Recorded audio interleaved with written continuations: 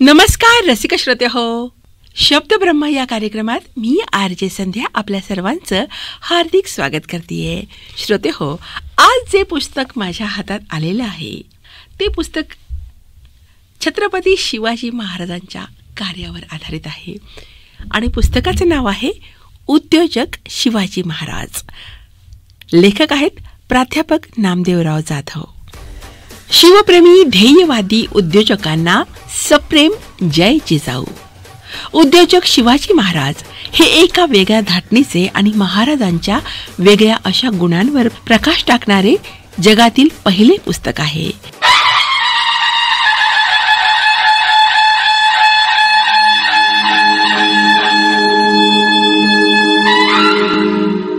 एखादा मनुष्य यशस्वी होण्यासाठी नक्की काय करतो याचा हे पुस्तक वेध घेते.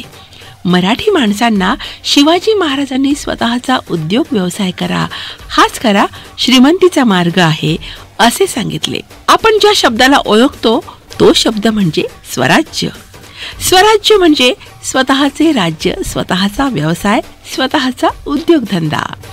दुसऱ्याची नोकरी करणं म्हणजे मनसबदारी. महाराजांच्या आयुष्यात दोनदा खूप मोठी आणीबाणी आणि मंदी आली. दोन्ही वेळा सलग 4 वर्षे महाराजांनी या मंदीचा सामना केला.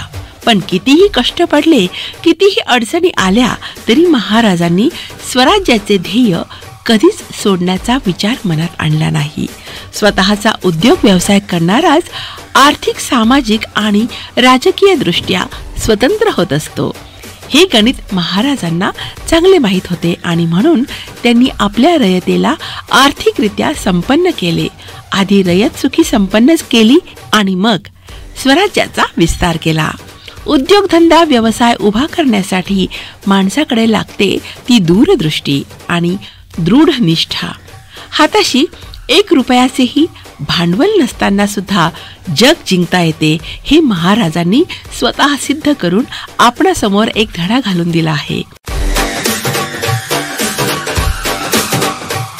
यशस्वी व्हायचे ना, मग अगोदर संधी शोधायला शिका, माणसं ओळखायला शिका आणि कामाची माणसं जपायला शिका.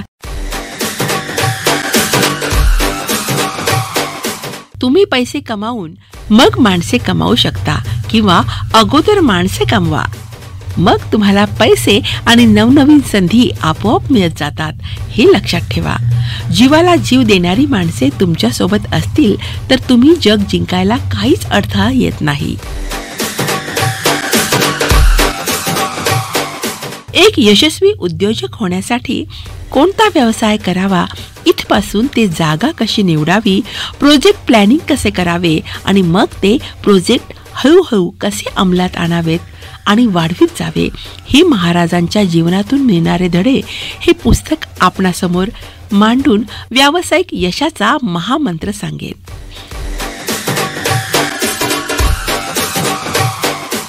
महाराजांचे प्रोजेक्ट अंमलबजावणी अर्थात स्वराज्य विकास आणि विस्तार बघा कसा टप्प्याटप्प्याने झालेला आहे. सन 1645 ते 1648 दरवर्षी 1 किल्ला.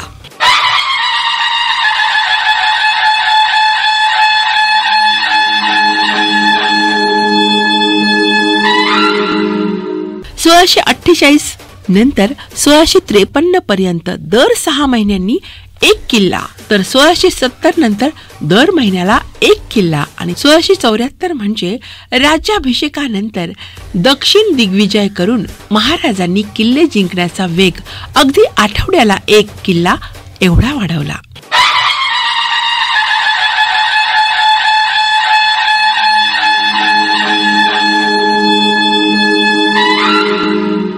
आपणही एखादा उद्योग व्यवसाय सुरू करताना असेच त्या क्षेत्रातील खास खळगे अडचणी यांचा अभ्यास करत त्यावर नवीन तोडगे काढत विकासाचा वेग वाढवू शकतो.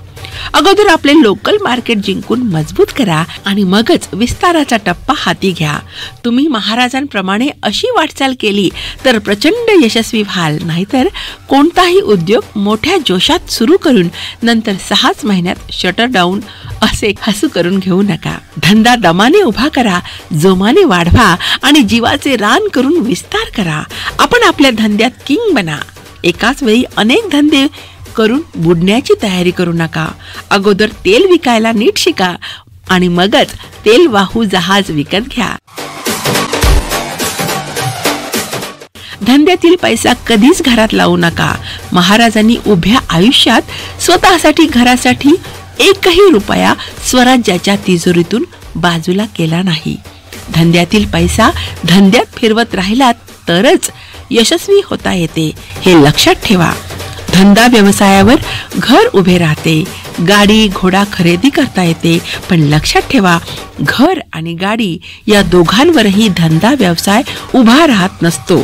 तेव्हा 2 पैसे हाती यायला लागले की लगेच मोठे घर आणि महागडी गाडी असला मोगली बुडीत उद्योग करू नका.